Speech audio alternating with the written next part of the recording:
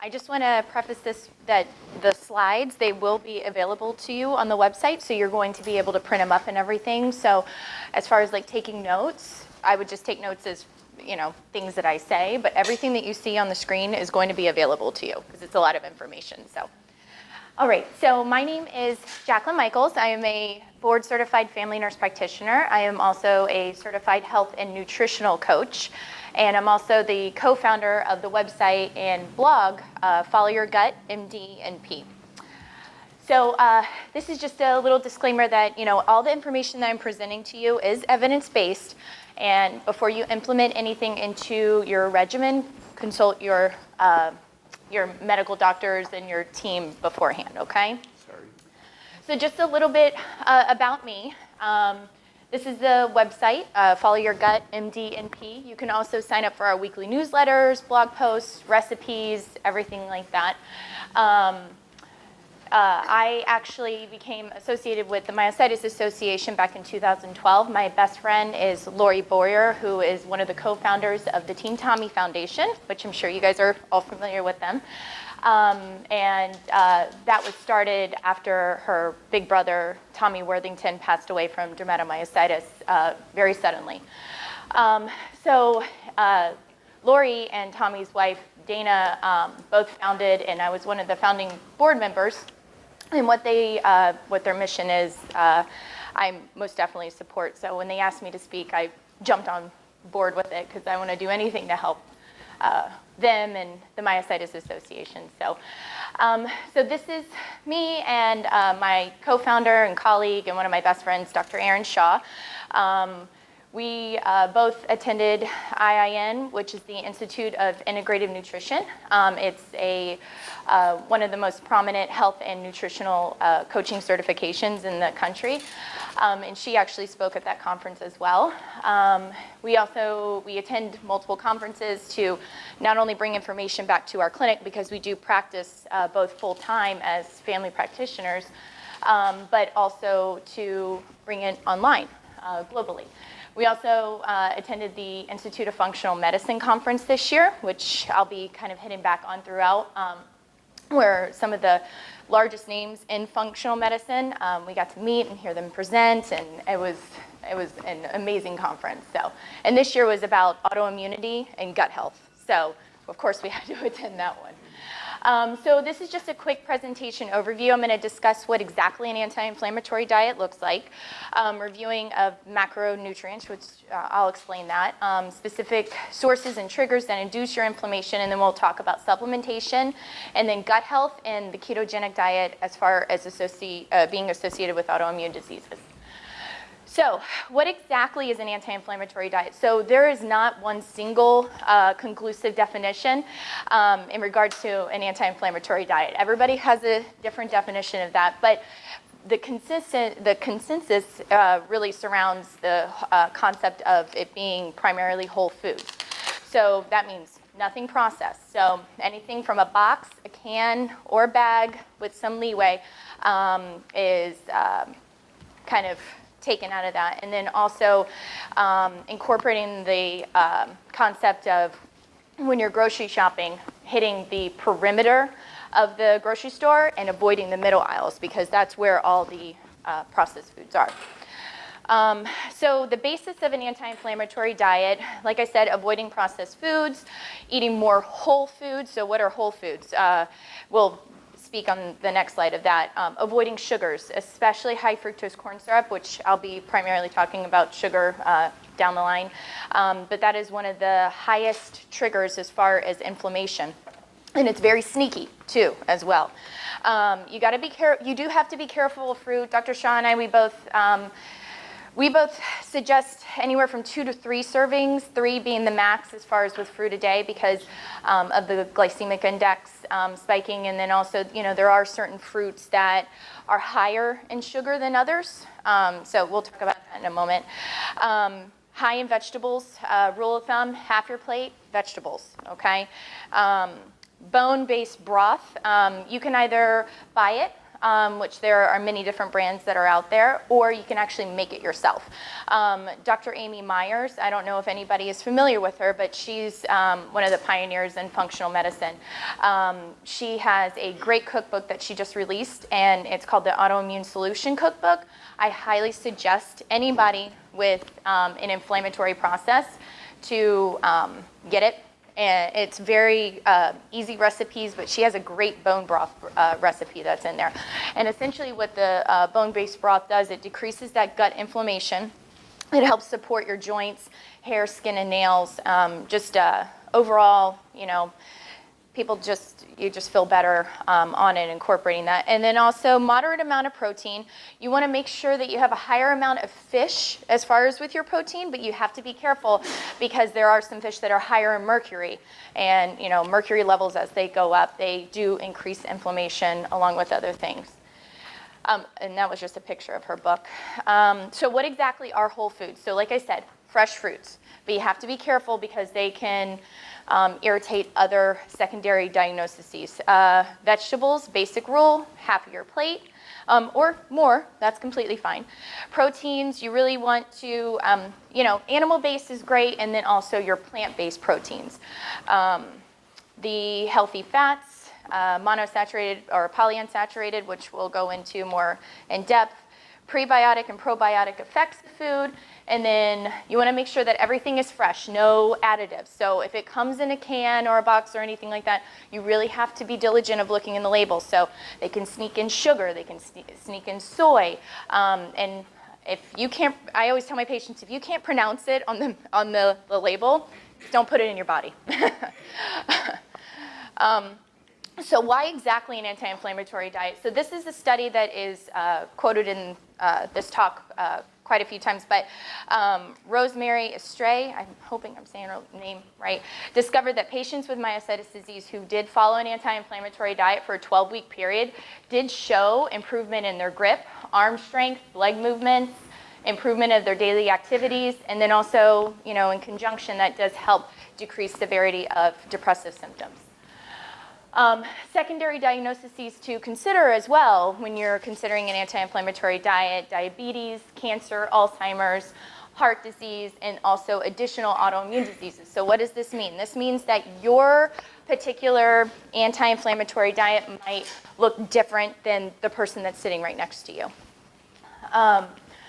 So this is a quote that really resonated through our training was, one person's food is another person's poison. And our founder and the primary teacher at IIN, Joshua, he was the one that really kind of drilled that into us. And it's completely true. One group of food might be fine for you, but the person sitting right next to you can cause them gut health, bloating, inflammation, joint pains, things like that. I'm going to take questions afterwards, by the way. So it's surrounding the concept of something called bio-individuality.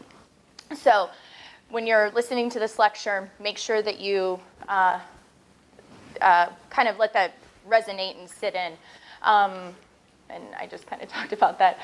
So just listen to your body, whether it responds positively or negatively. I do really encourage my patients when they're keeping a food journal, not just write down what you ate or anything like that, but then also, how did it make you feel? Did you feel happier? Did it make you depressed? Did your stomach bloat out? Did it give you constipation? Did it give you diarrhea? So you have to look at all of those other additional symptoms that it can give you.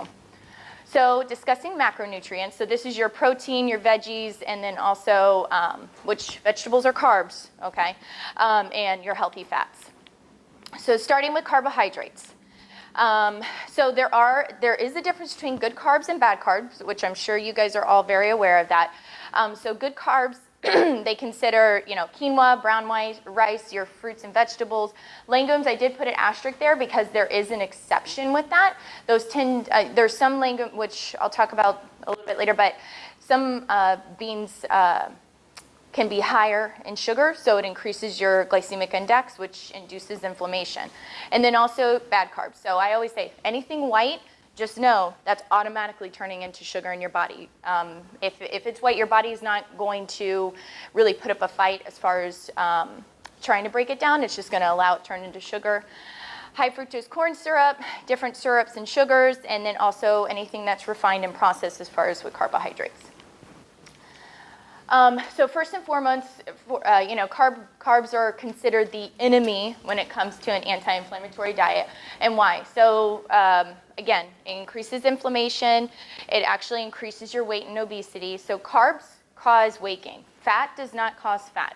Fat is caused by carbohydrates, which I'm going to go into a little bit more. But society as a whole, especially back in the 90s when it was the whole low-fat craze and everything, we actually were seeing a huge spike in heart disease and autoimmune diseases during that time because of that. Increased glucose, especially risk of type 2 diabetes, and not just type 2 diabetes. There's glucose intolerance, there's insulin resistance, there's metabolic syndrome, which is, that's one of our most recent blog posts that Dr. Shaw and I put on the website, as it's definitely a silent killer in America, so I encourage you guys to read that one as well. And then gut dysbiosis or imbalance, so that's essentially leaky gut syndrome. We'll talk about that. And then increasing symptoms of brain fog, fatigue, digestive issues, skin, and then also either flaring or causing additional chronic autoimmune diseases. So your good carbohydrates, let's start with quinoa. Quinoa actually is considered a seed, and it is pretty high in protein. As far in relation to autoimmune diseases, they do recommend that you soak them anywhere from 10 to 20 minutes. It just depends. And then rinse them really well because the lining, the saponins, the protein, it can actually damage the gut lining. Brown rice, that's considered a complex carbohydrate, and just because of the simple fact that it's higher in fiber. So when it's higher in fiber, your body has to work to break that down. But again, bio-individuality, because rice can still have the same effect as gluten to some people. So you have to be careful about that one. Fruits, like I said, used with caution. Some fruits are a no-go zone, though, because it can feed the bad bacteria in your gut, which can induce something called SIBO, which is small intestinal bacterial overgrowth. So we do have to, there's no set amount of servings as well, but like I said, I tend to try to keep my patients between 2 to 3 a day. Vegetables, God bless you. Vegetables, leafy green, so some of you might be on a medication called warfarin or Coumadin.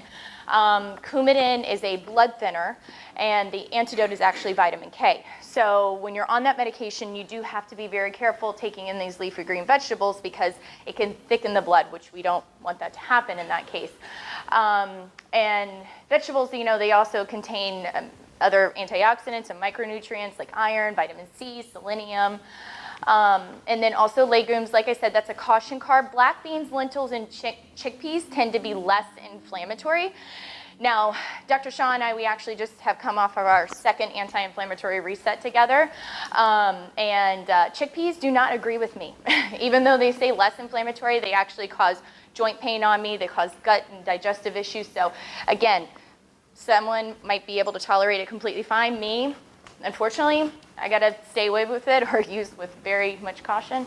And then also, like I said, there's certain ones that can have too much sugar and feed that bad gut bacteria. So bad carbs, high fructose corn syrup. Unfortunately, pretty much every day in clinic, we are diagnosing patients with non-alcoholic fatty liver disease. I have some patients who have never drank a drop of alcohol in their entire lives, and they have cirrhosis, and it's due to high fructose corn syrup. So it shows very similar effects on ultrasound to an alcoholic liver. Refined processed sugars, like I said, they increase glucose, type 2 diabetes, increase your obesity, which also increases this low chronic inflammation, which is actually more deadly to you than any kind of acute inflammation that you could have. And then anything white, like I said, that trickle effect of converting into sugar, sugar turns into fat, fat turns into inflammation. And then artificial sweeteners. Got to be very careful of artificial sweeteners. And we're going to talk about that in a minute. Because it also makes your brain, if you take in if you've taken artificial sweeteners daily, it actually will have the opposite effect to your brain where it'll make you crave more carbohydrates. And it also prevents us from absorbing calcium into the bones. So that will increase your risk of osteoporosis. And then also it does disrupt that gut microbiome, which I saw that there was a talk tomorrow afternoon. I really wish I'd be here to listen to it, but that is the center of your immune system, okay? 80% of your immunity, and I'll talk about that, but 80% of your immunity stems from the gut, okay? So proteins, there's not a known set amount as far as for myositis patients, but we know that it is necessary. Dietary recommendations are 0.8 grams per kilogram. So I just did like a little example of a 200-pound patient, which would round up to about 73 grams a day. For women, protein intake tends to be a little bit lower, and I do recommend anywhere from 15 to 20 grams per meal. Try to shoot for that. Proteins to consider eggs, steak, everybody knows. Quinoa actually 8 grams of protein per cup. That's estimated. But again, you have to consider that concept of bio-individuality, because red meat might be totally fine for you, but then your friend, it could cause digestive issues and an inflammatory flare-up. Another good source of protein to consider are collagen peptides. I don't know if you guys have heard of that, but that actually, it's a powder that I have my patients, they just kind of scoop in their coffee or yogurt, protein, whatever. It's very easily dissolvable. And 2 scoops, the brand that I tend to use is Vital Proteins, but Thrive Market has a great one. But 2 scoops, it's about 18 grams of protein. So as far as I have breakfast eaters, if you're not a breakfast eater, it's a really good way to get your protein in.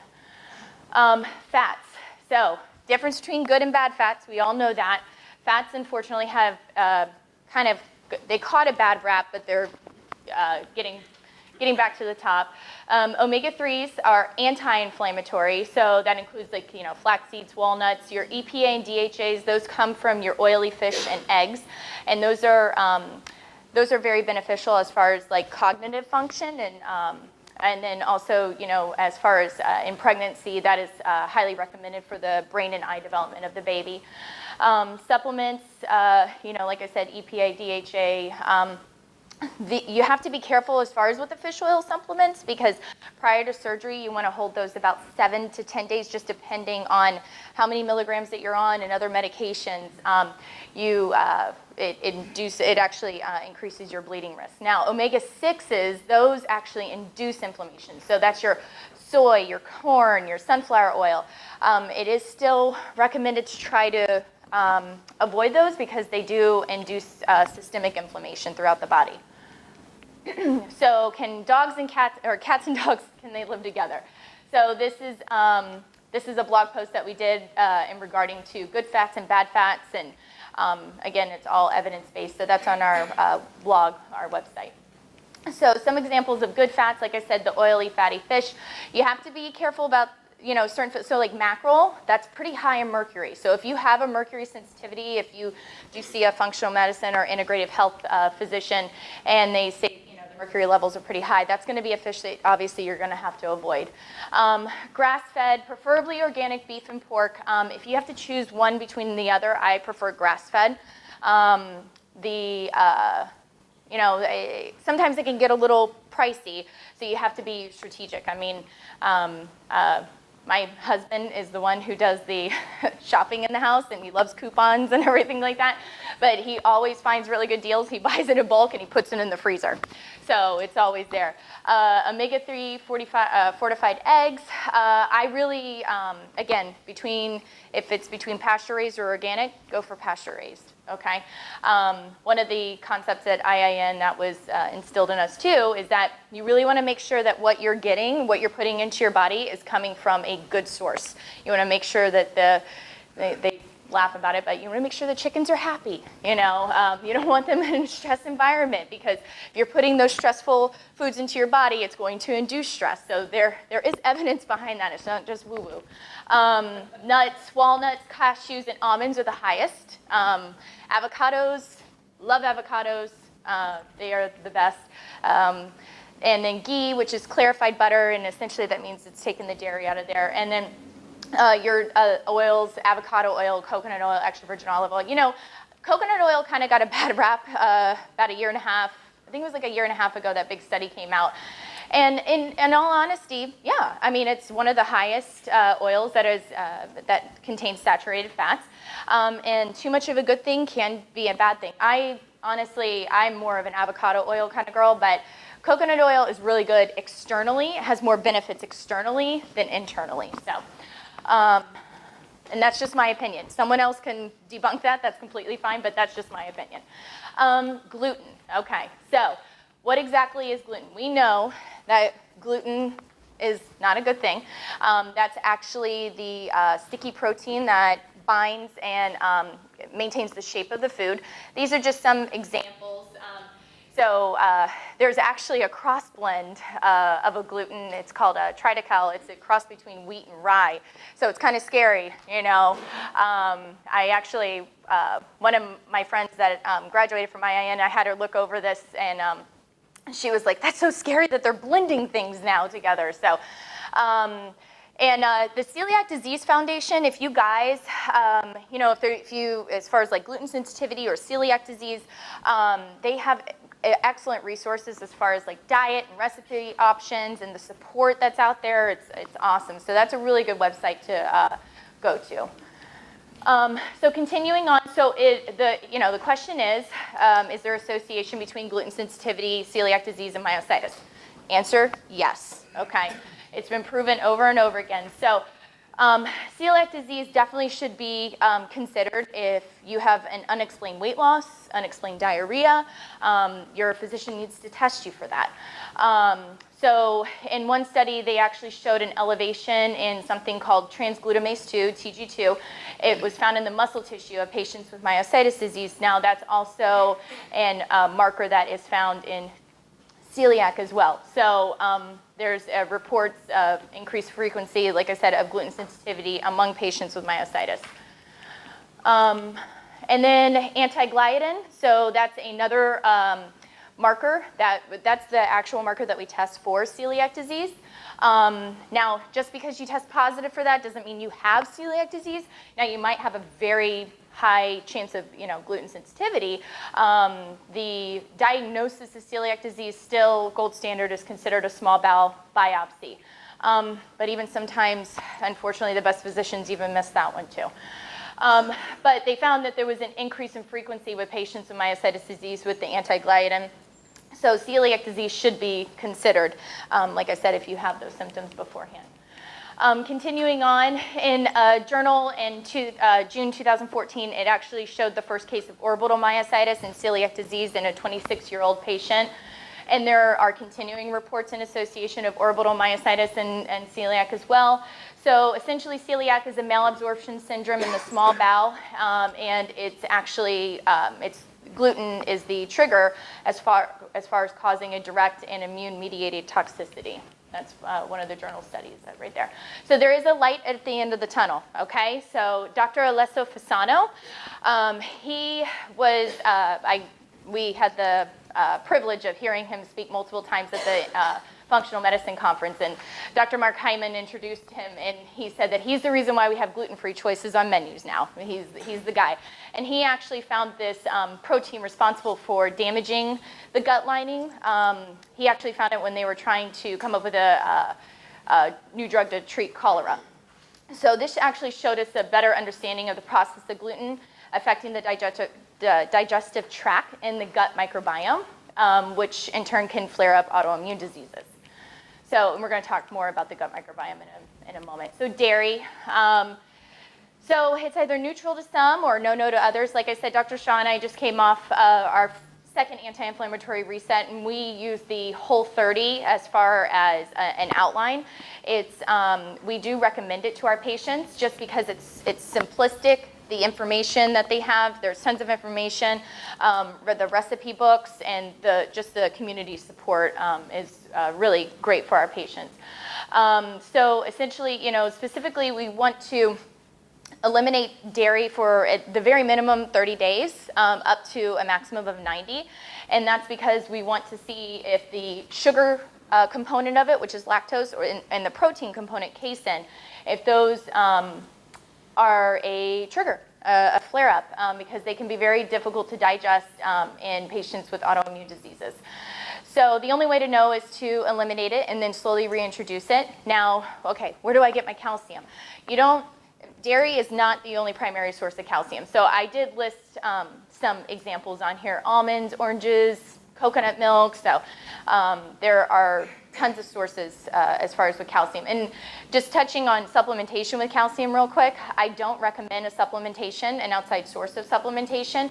There were new studies that actually, well, they're not really new, but about a year, that actually they don't recommend patients to take those additional ones because it was causing calcifications in the main arteries in the heart. So it was actually hurting the heart rather than helping the heart. But they recommend at least 1,200 milligrams a day, and that's very easy to get through your diet.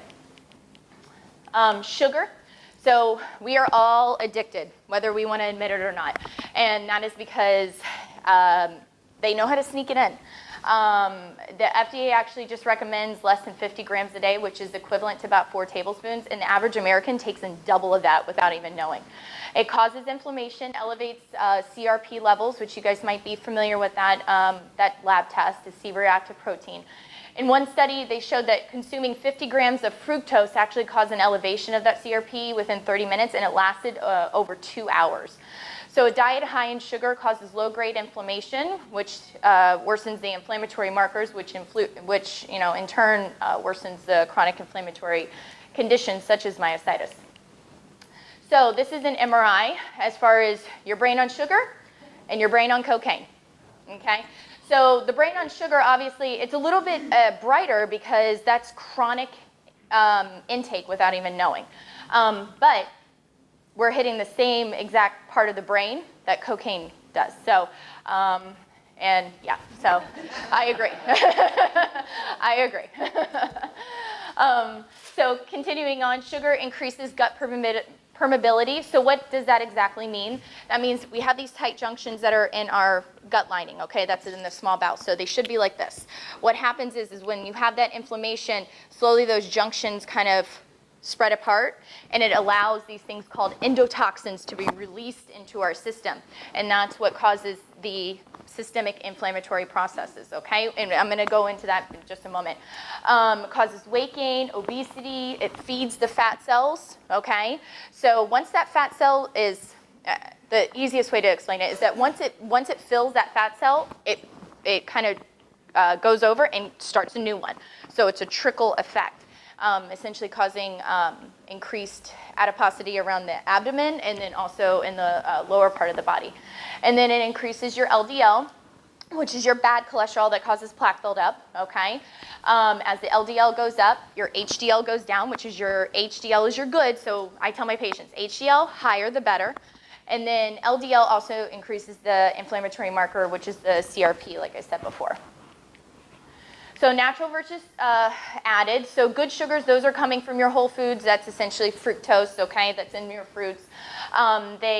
These nutrients contain something called a Fryer-Brand protein, which allows the sugars to be absorbed a lot slower and prevents those glycemic spikes. Oh, I'm sorry.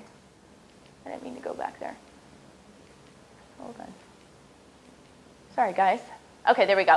So bad sugars. So essentially, those are sugars that are taken out of the source and they're placed back in. So high fructose corn syrup, like we said, corn sugar.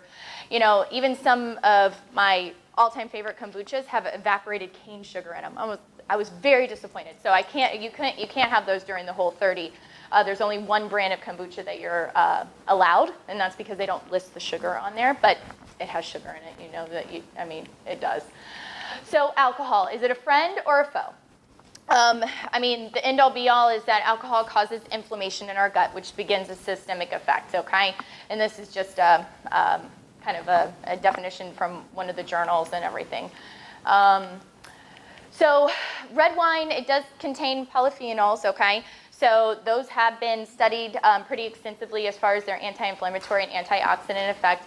The studies, they questioned just, it decreases the bad cholesterol, it increases the good cholesterol, improves blood pressure, everything like that. Which in turn, yes, absolutely, it can in moderation.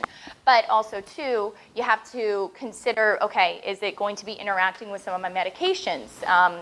Preferably, we want to avoid alcohol because of those triggers. So like methotrexate, methylphosphate, cyclosporin, prednisone. These are all medications that can interact with alcohol. Increases inflammation and dehydration, increases your feelings of fatigue and depression, and then also elevates your CPK levels. And that's going back to the inflammation. Soda. Okay, sorry guys. Soda is bad. Stop. Nobody should drink soda, ever. So there was a big study that actually came out, and it really scared a lot of healthcare providers, and it was in the Stroke Journal, that patients over the age of 45 who had a daily use of either, and this was specifically with artificial soda, okay, artificial sweeteners in soda, okay? Not saying that regular soda is better for you, okay? But over the age of 45 actually had a higher risk of stroke, and then over the age of 60 had a higher risk of dementia. So the conclusion is that in that study is that a daily consistent use of soda actually increases stroke, all-cause dementia, and Alzheimer's dementia. And there was also another study that was published this year in the Journal of Nutrition, which was associated with elevation in CRP and soda consumption. Now, this was specifically with Mexican women, but it's a pretty good subset. It was 125. But it showed that, these women actually had a 50% or 56% higher CRP after the consumption. They were premenopausal, so I have to disclose that one. But, I mean, if it's happening there, you got to worry about others.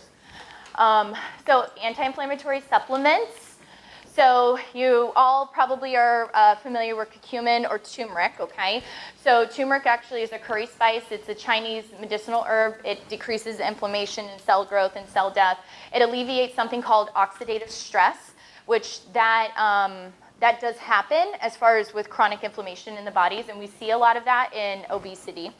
And then there was a journal article that showed the therapeutic potential for chronic inflammatory diseases because of its antioxidant, anti-inflammatory effects. Now, the only worrisome with this is that the absorption is not very good. You have to find a really good brand, and as far as the way that it's absorbed and excreted and eliminated through the body. Some things to take in is that it can increase your bleeding risk. Okay, so if you're already on medications that thin out your blood, you need to kind of use this supplement with caution. And just to let you know, supplements are medications. So if your doctor asks you, okay, what medications are you on? Okay, I'm on this, and okay, what supplements are you on? That has to be associated with it as well. Even though they are not FDA approved or anything like that, the supplementations are still medicine. And you should make sure the curcumin is combined with something called piperine. So that's actually your black pepper, and that has been shown to increase your absorption. You do want to make sure that your cholesterol is controlled with this medication, because there is questionable increased effect as far as cardiac disease due to effects of cardiac inflammation. So. Vitamin D. So this was a blog post that we did. What's all the hype about? So vitamin D is very, very important, and I'll tell you why. So my very first conference as a nurse practitioner, the American Academy of Nurse Practitioner conference, they called it Designer D, because they really didn't think that there was going to be much about it or anything like that. 6 years later, it's one of the most considered supplement, it's one of the supplements that we test for in all of our patients, and we strongly recommend to them.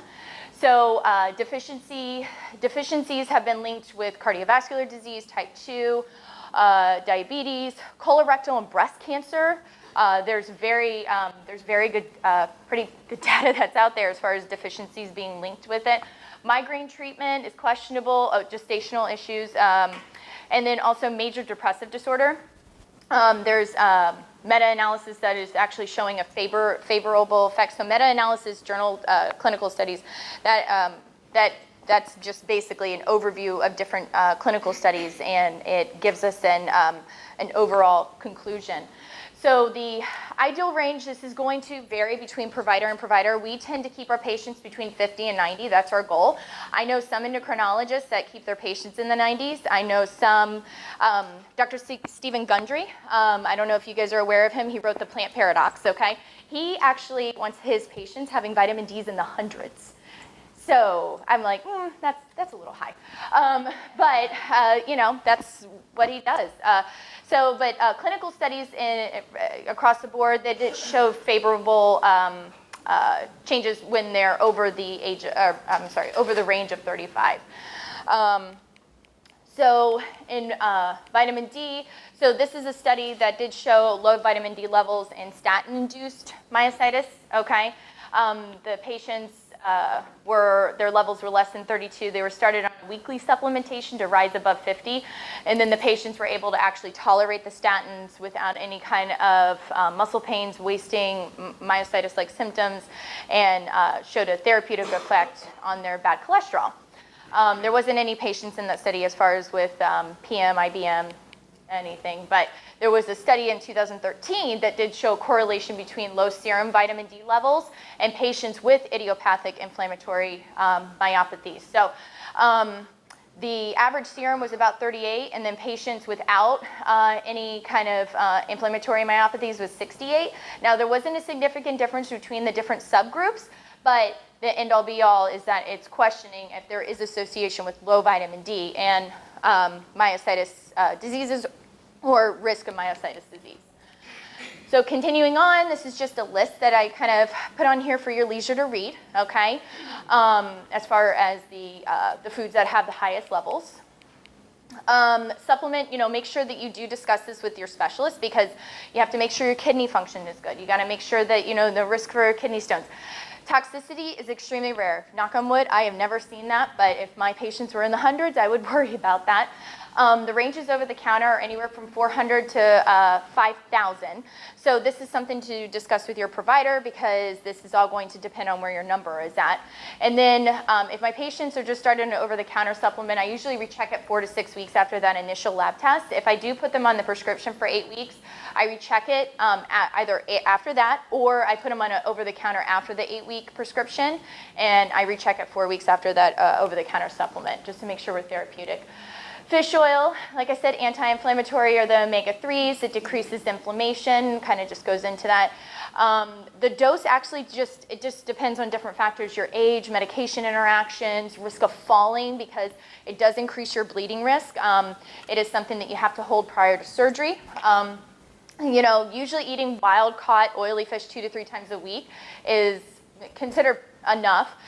There's not any strong concrete data as far as myositis symptoms or disease with it, and there's no recommendation as far as it having any kind of cardiovascular protection. It can make your triglycerides look good on the numbers, but as far as decreasing your risk of any kind of cardiac event, the data is not there anymore. CoQ10, so we usually recommend to combine this with statin use, because CoQ10 levels do decrease with statins, thus causing muscle pains and aches and everything. There's no great data that's out there as far as primarily myositis diseases.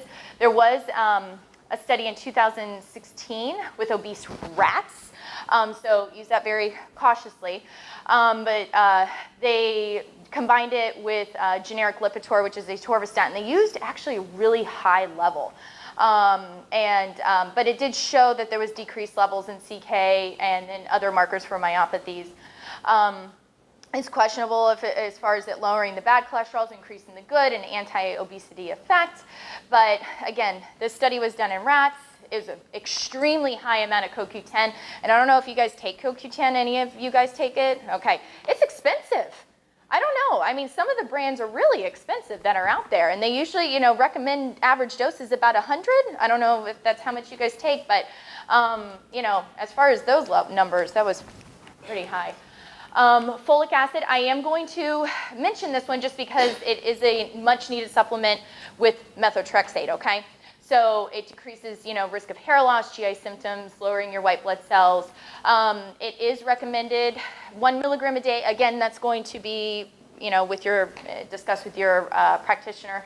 And then also, I always recommend to take a B12 supplement in conjunction with it, and it's a sublingual formation. So either a dissolvable tab that goes in the tongue, goes straight into the bloodstream, or a liquid.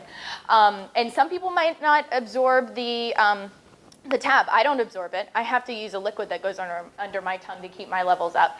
And then also good food sources, your red meats, dark leafy green veggies, eggs.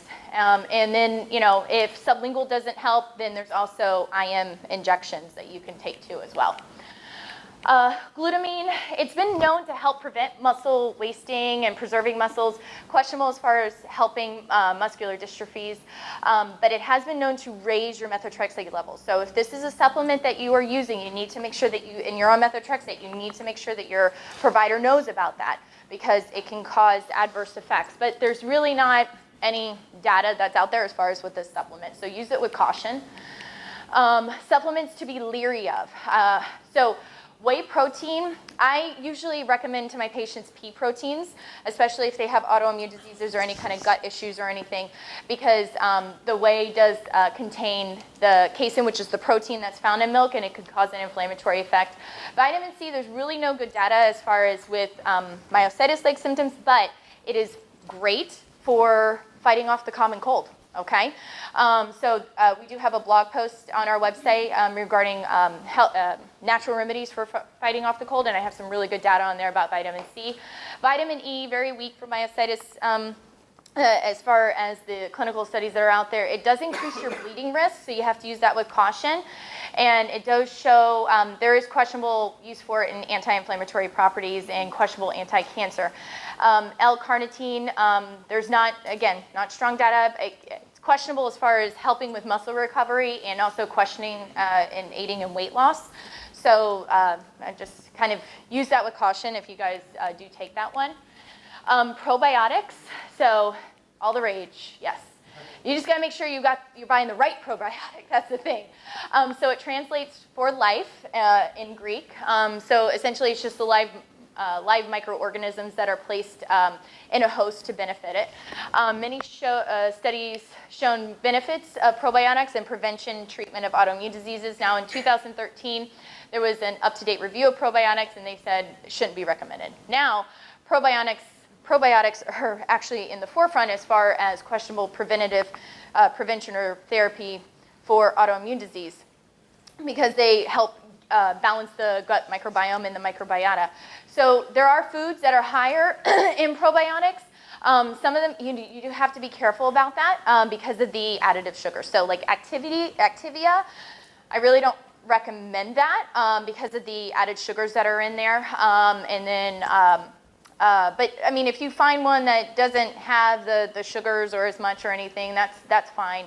Kombucha, I love it. I pretty much drink it every day as far as getting probiotic. And the reason being is because it's not going to be like the set amount of the supplement that you're taking every day. Each kombucha is going to be completely different as far as the different gut bacteria and yeast that you're ingesting. So it gives it variety. Continuing on, if they are live cultures, they need to be refrigerated.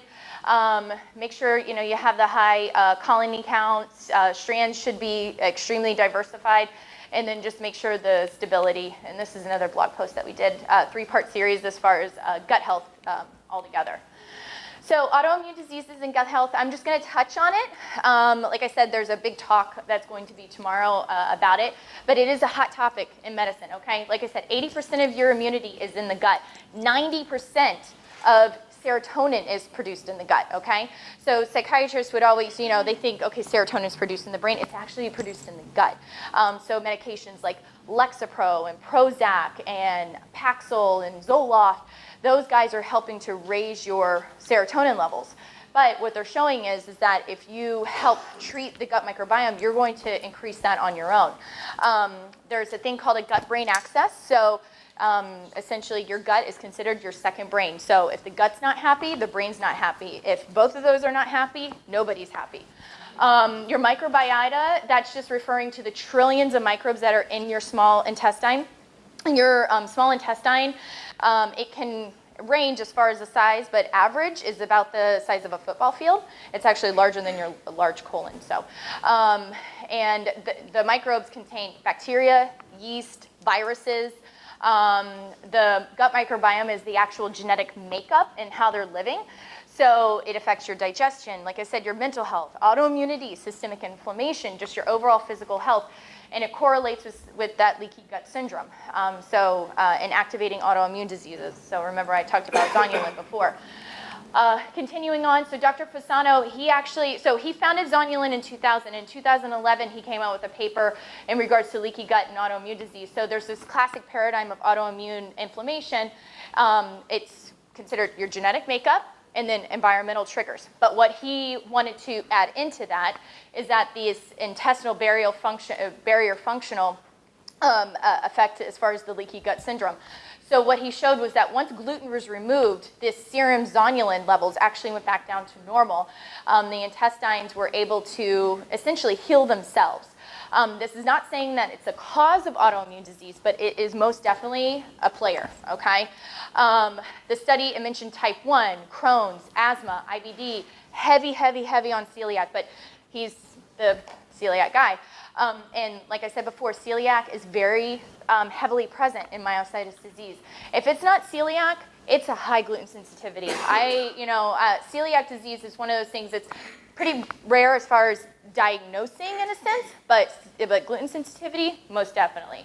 And then, that's the paper.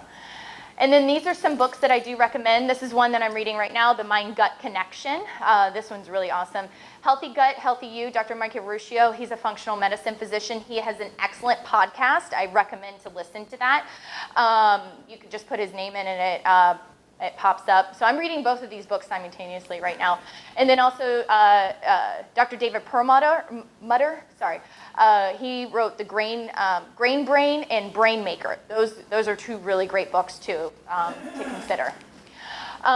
So I just want to touch briefly as far as ketogenic diet.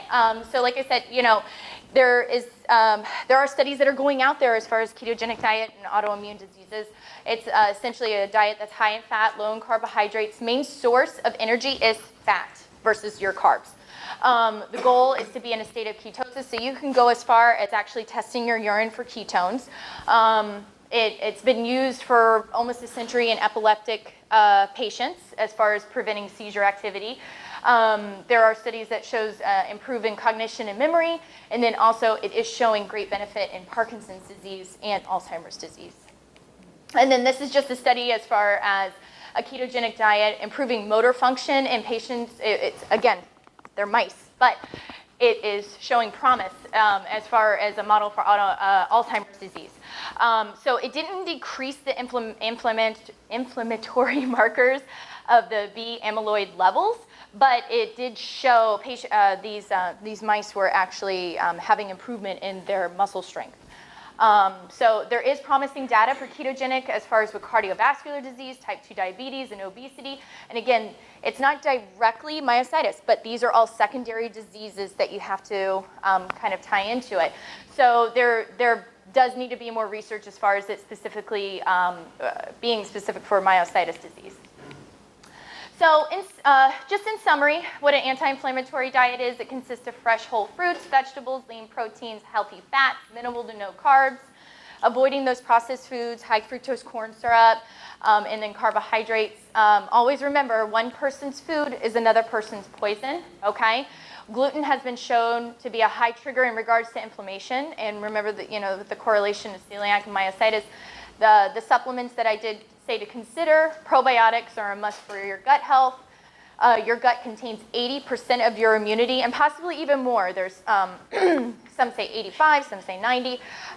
There is exciting data coming out as far as ketogenic diet and inflammatory diseases. And remember, always discuss any kind of changes with your healthcare provider before you do anything, okay?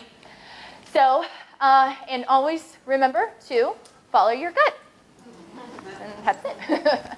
And then this is just various ways to contact me or Dr. Shaw. We're on the social media, and then that is my personal one, the Health and Wellness ARNP, and then that's our email if you guys ever have any questions or want to run anything by us, okay? No. Okay, questions. I'll start over here. Yes, ma'am. Okay, first question. The kombucha tea. Kombucha tea? Mm-hmm. Yeah. Mm-hmm. Is that okay then? I mean, can you actually get that from tea? Yeah, so the kombucha tea, that's essentially, it's kombucha. Kombucha, it's fermented black tea or green tea. It just depends on which tea that they want to use. The benefit part is something called the SCOBY. Okay, so that's where the actual bacteria and yeast are formed. It's kind of gross looking if you've ever seen it. It kind of looks like a baby placenta. I don't know. It's just slimy. I don't know. But that's why you shake the kombucha up really well. Don't open it right away because they'll spew everywhere. But that's where you get the actual benefit from it, yeah. Question number 2. Yes, ma'am. I'm seeing out there prebiotics. Yes. Anything on the horizon about those? Oh, yes, absolutely. And they're probably going to talk about that in the gut microbiome talk, I'm assuming. But they do have supplements that are out there in the forms of like powders and pills. I usually recommend powders if you're going to use a prebiotic, and then also foods. There are certain foods that have prebiotic effects. So like asparagus is one and everything. What is a Yeah. prebiotic? So a prebiotic. Probiotics, but not prebiotics. So, yeah, so the prebiotic is actually what is feeding, okay? So so probiotics are replacing the bacteria that you've lost for one reason or another. Prebiotic is actually feeding the bacteria that is still there. Okay. Mm-hmm. Thank you. Yes. The turmeric and that black pepper, Yeah. how do you take that? The supplements, they usually are mixed together. Also, you can buy a capsule? Yeah, you can buy it as a capsule. They have it together. You just want to make sure that it's not like it by itself. You want to make sure that it's, now you can use like fresh turmeric like with your foods in, which is awesome, but the bioavailability is not going to be as good.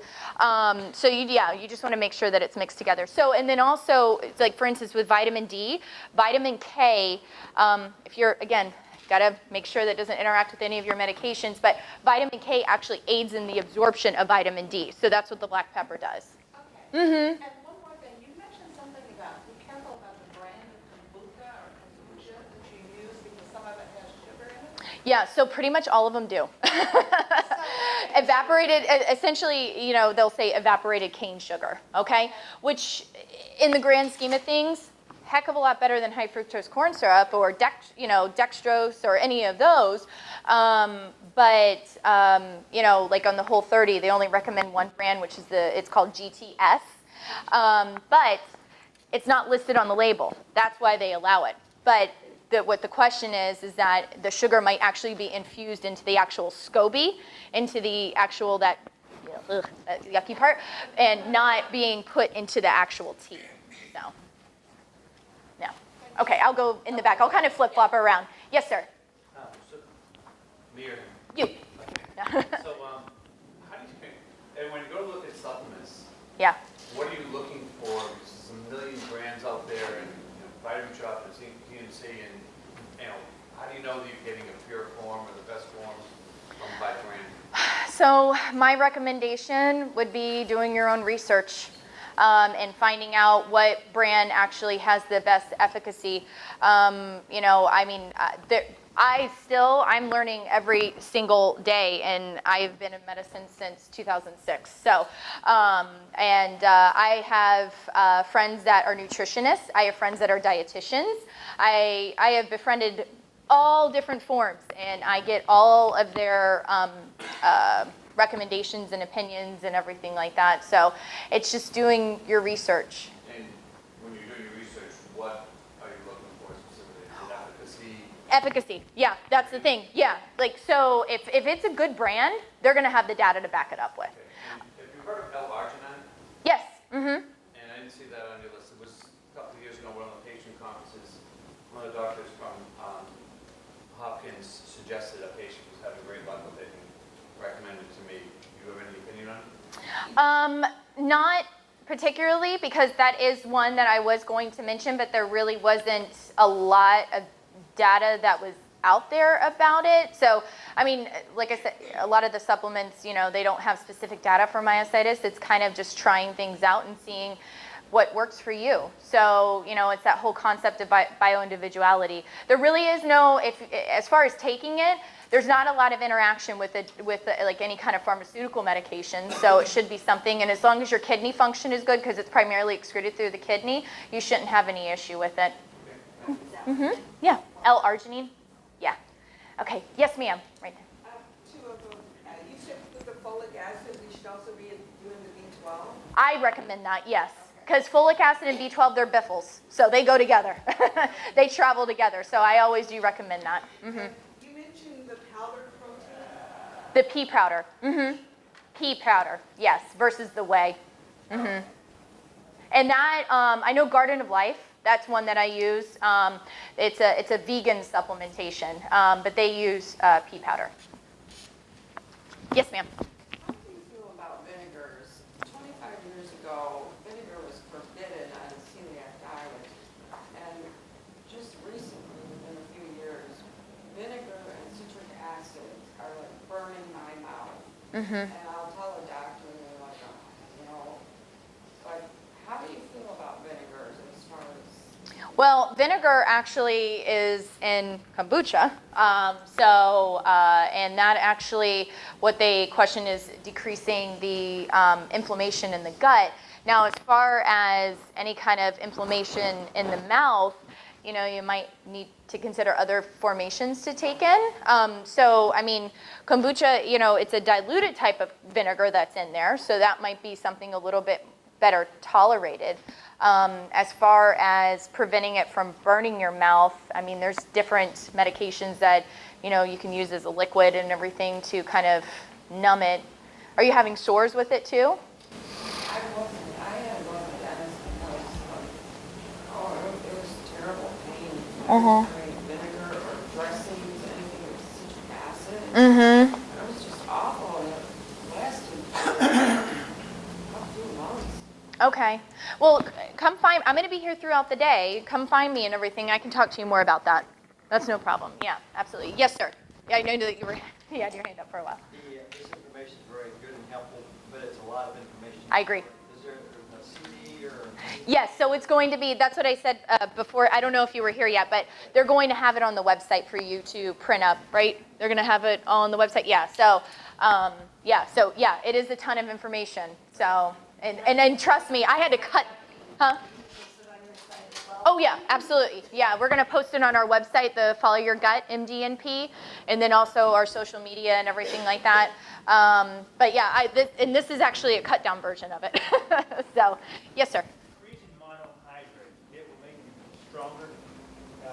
However, it's inflammatory. So what is your? And then also you have to worry about the kidney function aspect of it all. So I would think probably myositis, freezing monohydrate, even though it's making it stronger, probably. Bio-individuality. Yeah. So if you can tolerate it, if it's not causing, if it's helping you versus hurting you, if your kidney functions completely fine and your doc says, yeah, go ahead and try it with, you know, with caution, obviously, it might work. Yeah. I think you can make your inflammation worse too. It can. In some patients, but again, in some patients, they swear by it. You know, I have some patients that have, it's not, you know, not autoimmune, I mean, I'm sorry, not myositis disease, but they have other autoimmune diseases and they swear by it. So, What was yeah. his question? About creatine? Yeah. Yes, ma'am. D3. What's the difference between vitamin D and D3? D3 is what my doctor recommends. So there's D2 and D3. D2 is a prescription, and that's usually the one that I prescribe at the higher doses.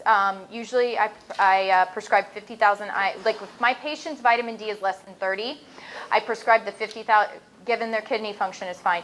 50,000 I use once a week for 8 weeks or 12 weeks, just depending.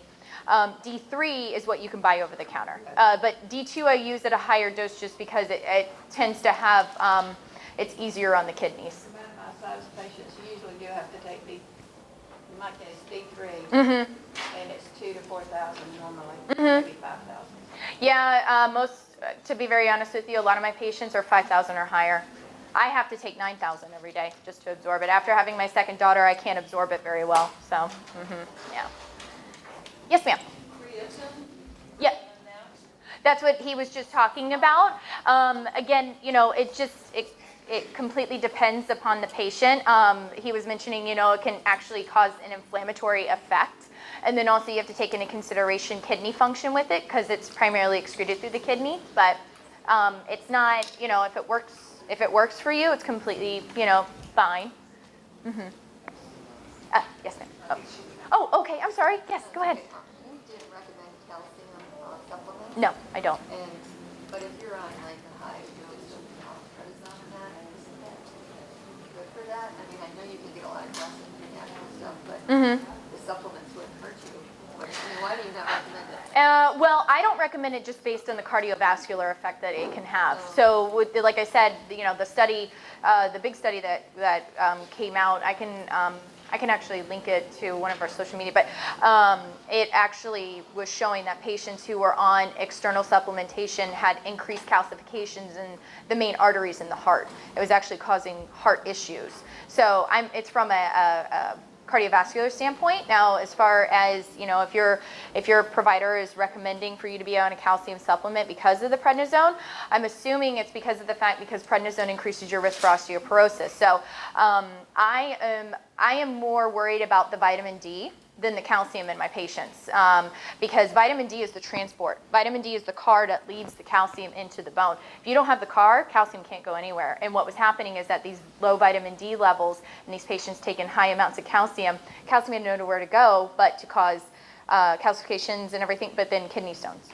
Yeah. Yes, ma'am. I know, sugar's bad. Trust me, I detox every time. Two things. Can I use a little bit of the agave? I like agave. Okay. Yeah.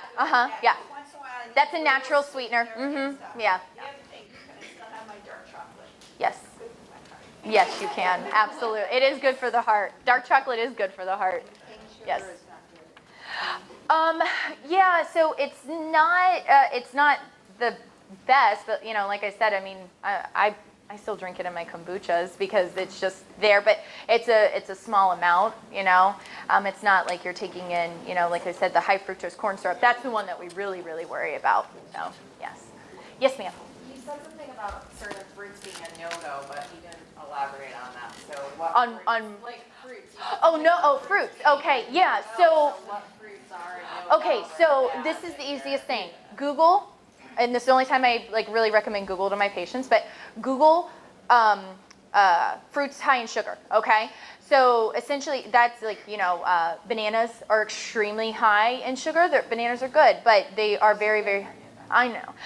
But berries, but then on the flip side, berries, all types of berries are very good as far as they really are high with that firebrand protein that I was telling you, that actually doesn't cause that huge spike in sugar. So, strawberries, blueberries, anything like that. Yeah. So if you just Google that, you'll see the sugars that are, but banana's like the highest one. And mangoes. My daughter was very upset about it. Yes, but it's high in fiber. So it kind of, exactly. Yeah. And it's high in water too, so it's very good hydrating. Yes, I know, I try to justify it because I love watermelon too. Like, it's fine. So, yes, ma'am. Yay. I mean, if you're going to be doing, I use it, yeah. But yeah, it's in everything though, yeah. Yes, ma'am. Dark chocolate, what percentage of Some anywhere from 80 to 85%. It's pretty tart though, so you kind of have to get used to it. So, and I think that's it. I don't know. Okay, all right. Okay. Bye, guys. I'm going to be speaking again at 11 a.m. too. So.